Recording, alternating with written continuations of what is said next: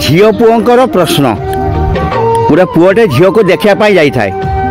झील को प्रश्न पचारा जे आप सब कम जानते ना हाँ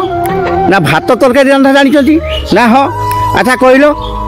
केते थर भात हाँडी फुटिले भातटा होगला बोली जानीपर कहीं सबुदिन भात रांधुंट झीलटी पूरा चुप झील कहला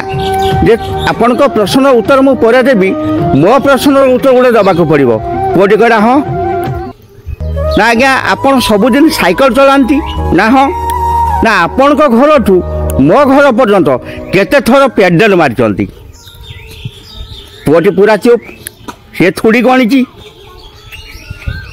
ना ये झीलटी सबुदिन भात रांधे केते थर भात हाँडी फुटिले भातटा हो ये कौन गणिची केही आ गणी ना तेणु दी जन प्रश्न प्रश्न होगी रहीगला।